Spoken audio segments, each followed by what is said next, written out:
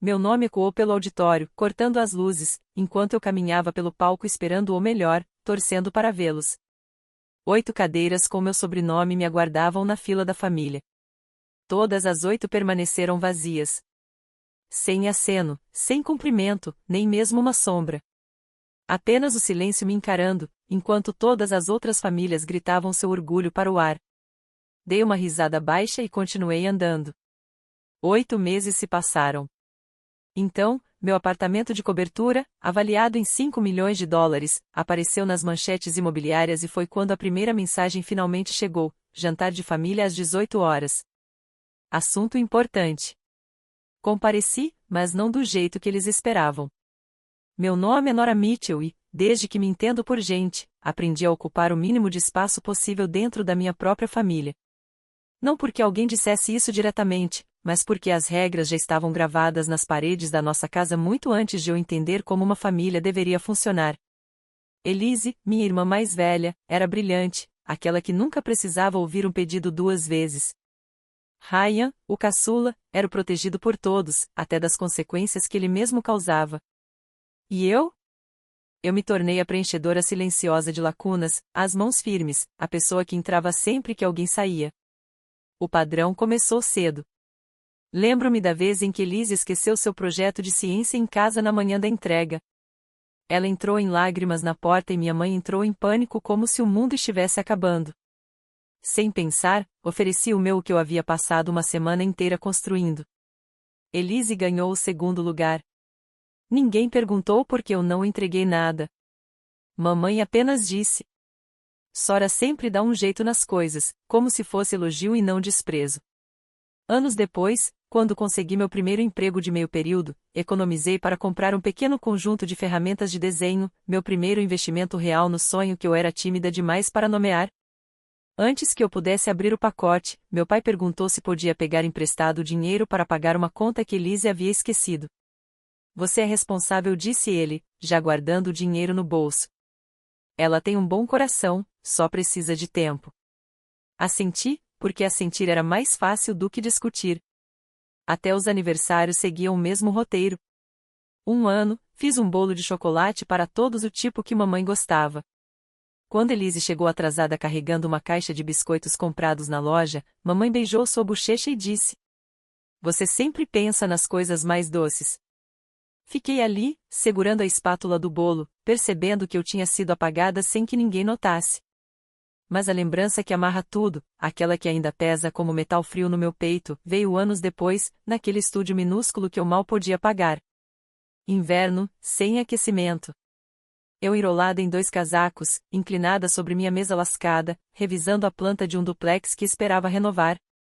Contas espalhadas pela mesa, lembretes de aluguel piscando no celular. Liguei para meu pai, não por dinheiro, apenas por conselho, apenas para ouvir sua voz.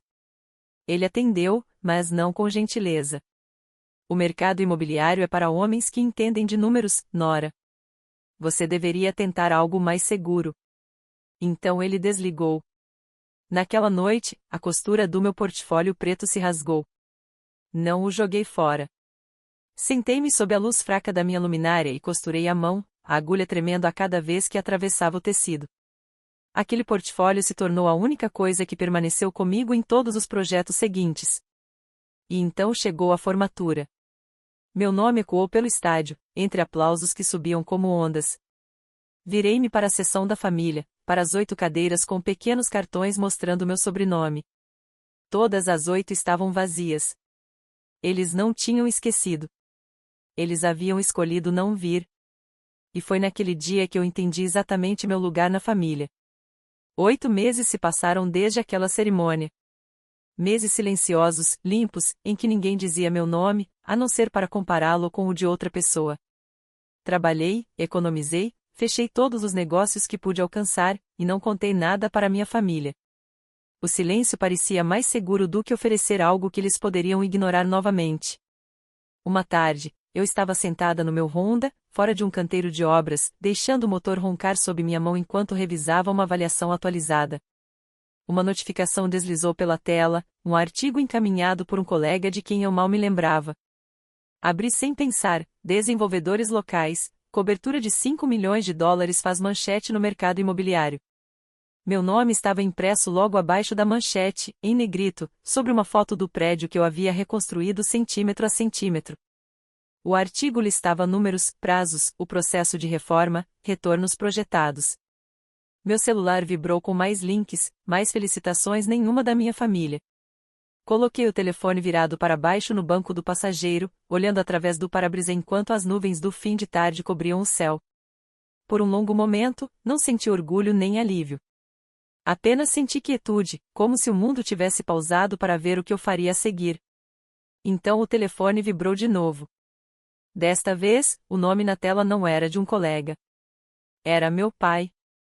A mensagem era curta, direta, escrita exatamente no tom dele. Sem comprimento, sem suavidade. Jantar de família às 18 horas. Assunto importante. Não, como você está? Sem parabéns, apenas uma convocação. Outra mensagem veio em seguida, não se atrase. Segurei o telefone entre os dedos, sentindo o peso de 8 meses de silêncio pressionando através do vidro.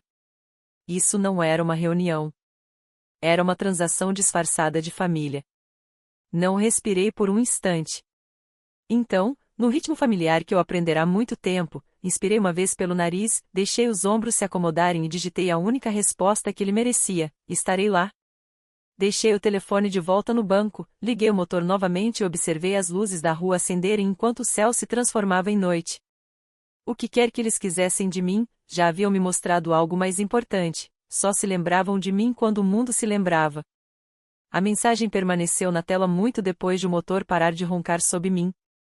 Fiquei ali, na luz que se apagava, com as mãos ainda no volante, o plástico frio vibrando levemente com mais uma notificação, outro artigo, mais um parabéns encaminhado.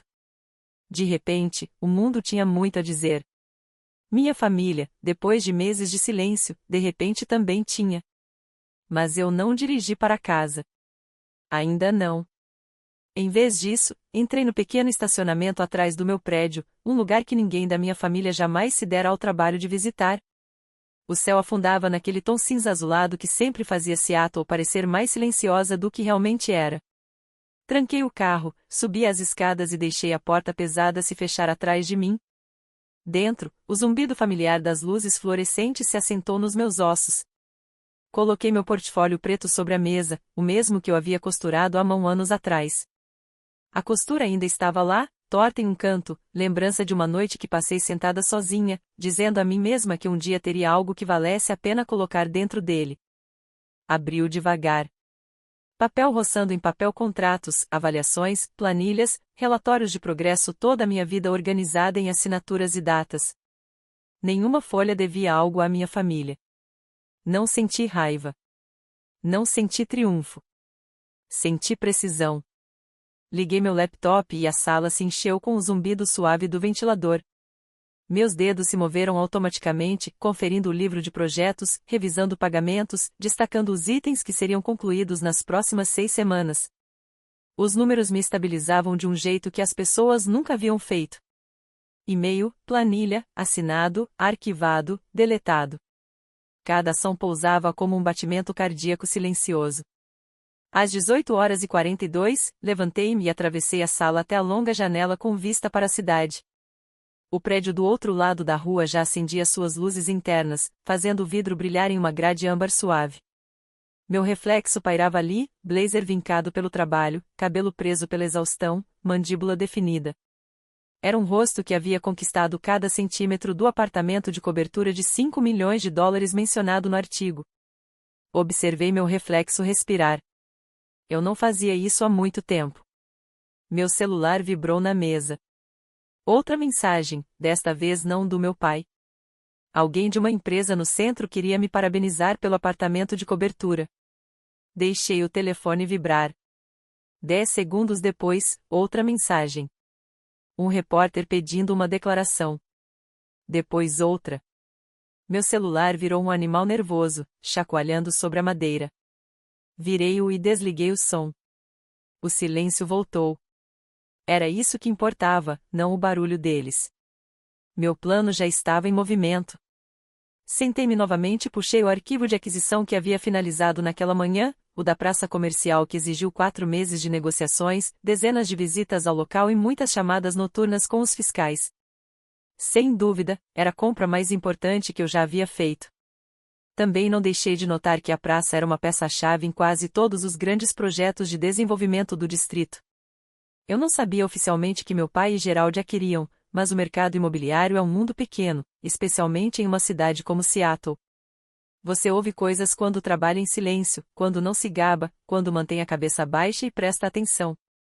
Passei os dedos pela borda da última página assinada, traçando a tinta que eu havia pressionado horas antes. Eles queriam me ver no jantar. Queriam algo de mim, algo grande. Eu não precisava de uma confrontação. Precisava de clareza. Reli cada cláusula, cada nota de rodapé, cada condição de fechamento. Depois, deslizai todo o pacote para dentro do portfólio preto, pressionando-o com a palma da mão.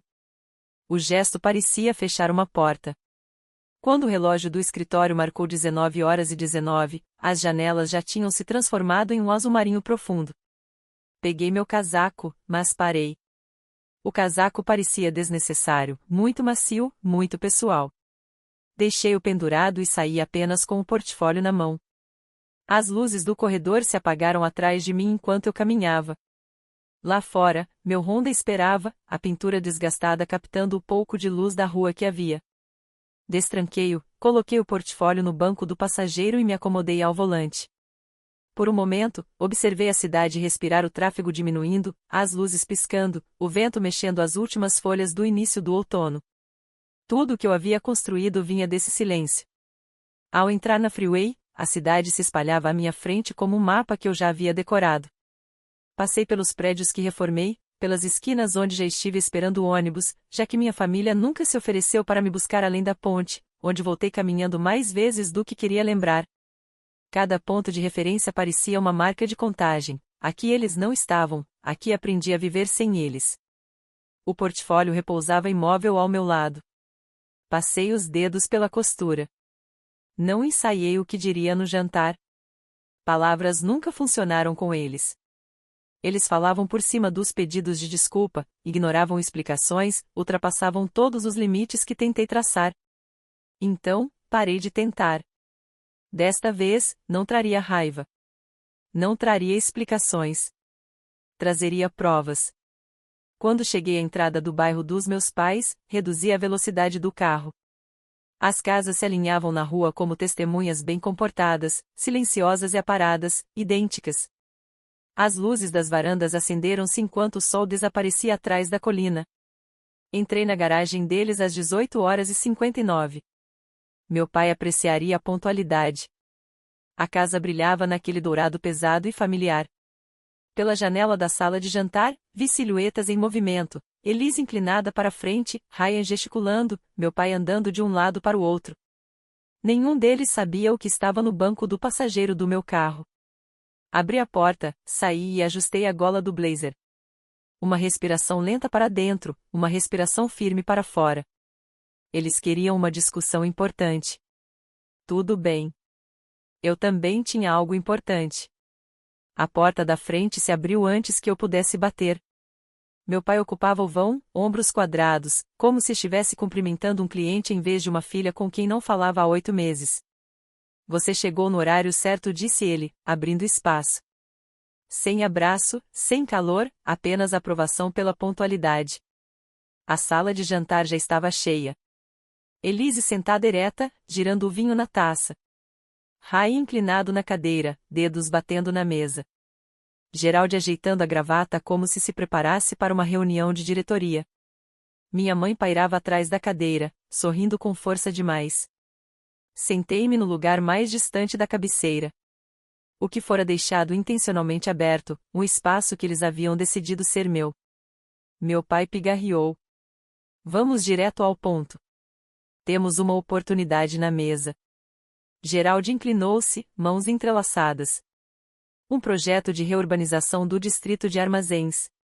Terreno valioso, projeções fortes. Estamos prontos para começar, mas precisamos do capital completo. Eles nem se incomodaram com a franqueza. Meu pai assentiu. Sim, pensamos que poderia ser uma parceria familiar. Você entra com o financiamento, nós guiamos o projeto. Todo mundo ganha. Elise ergueu a taça. É generoso, honestamente, considerando o quanto você é nova nisso tudo. Ryan bufou. Você vai aprender com experiência de verdade. Minha mãe colocou a mão no meu braço. Querida, essa é a chance de fazer parte de algo maior que você. Deixei que as palavras dele se espalhassem pela sala, uma sobre a outra, se sobrepondo como estática. Nenhum pedido de desculpas, nenhum reconhecimento, apenas o plano deles flutuando no ar como o cheiro do assado esfriando na mesa. Peguei meu portfólio preto e o coloquei sobre a mesa. O som suave, porém firme, cortou a conversa como uma moeda caindo. A sala silenciou. Eu vim para uma discussão importante, disse baixinho. Só que não há de vocês. Meu pai franziu a testa. Nora, não temos tempo para. Abri o portfólio e o folhei. Uma pilha de documentos grampeados e organizados deslizou à luz das velas. Geraldi inclinou-se, a testa franzida. É a praça comercial? Perguntei. Aquela que todas as construtoras estão de olho há meses. Meu pai respirou fundo. Você está exagerando. Aquela propriedade nem está disponível. Olhei para ele. Isso foi há 4 meses. Coloquei os documentos de aquisição assinados sobre a mesa. Os nomes deles refletiam-se suavemente nas páginas brilhantes. Elise parou de respirar.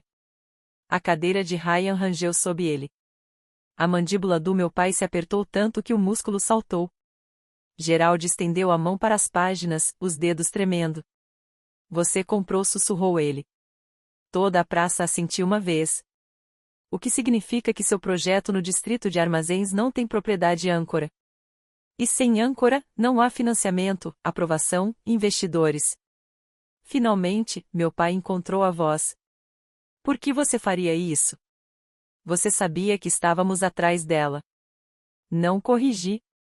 Eu sabia que a cidade estava atrás dela. E, diferente de vocês, eu não espero que as oportunidades venham até mim. A voz da minha mãe se quebrou. Nora, somos uma família. Uma família, parece, respondi. Vocês faltaram à minha formatura. Faltaram à minha vida. Mas não faltaram às manchetes. O silêncio se espalhou pela mesa, denso e imóvel. Reuni os documentos, deslizei-os cuidadosamente de volta para o portfólio e fechei-o com um clique suave. Vocês queriam uma discussão importante, disse. Pois aqui está. Os ombros do meu pai cederam. Elise olhou para o prato. Ryan murmurou algo como uma maldição, quase inaudível.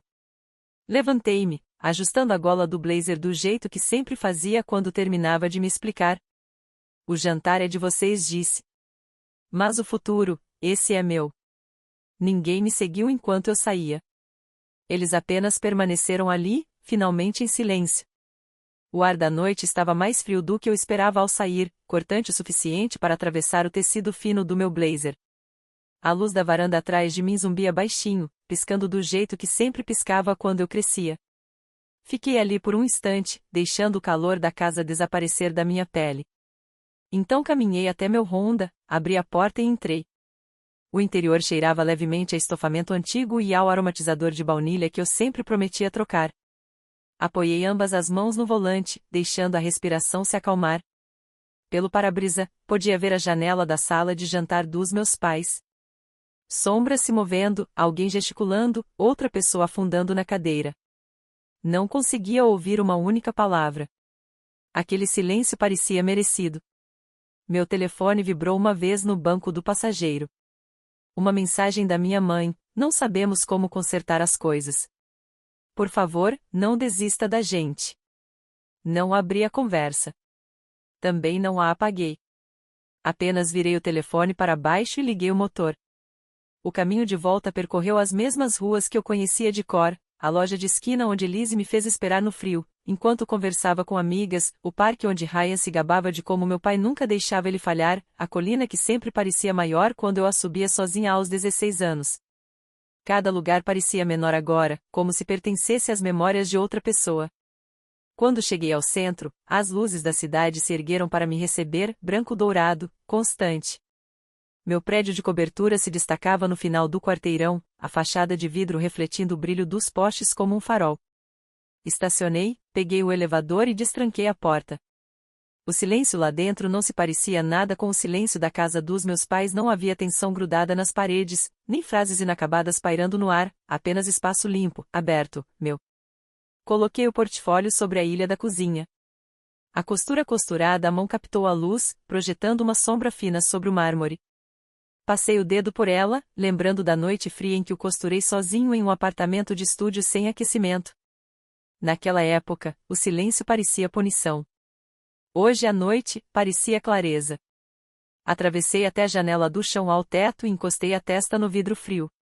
A cidade se estendia abaixo de mim, calma, infinita, honesta. Pela primeira vez em anos, não senti necessidade de me explicar para ninguém. Finalmente entendi que o que dói não é o silêncio, mas quem o quebra. Olhei pela cidade uma última vez, as janelas refletindo nada além do meu próprio contorno, firme, inquebrável, finalmente meu. A vida inteira, eu reservei lugares para pessoas que nunca apareceram, deixando espaço para pedidos de desculpas que nunca vieram. Agora eu entendi algo mais simples. Limites não são crueldade. São portas silenciosas que fechamos para que nossas vidas possam respirar de novo. Apaguei as luzes, deixando a sala mergulhar em uma escuridão calma e merecida. Se você já se reconstruiu no silêncio que alguém deixou para trás, me diga, de onde você está ouvindo? Algumas histórias começam no momento em que paramos de esperar.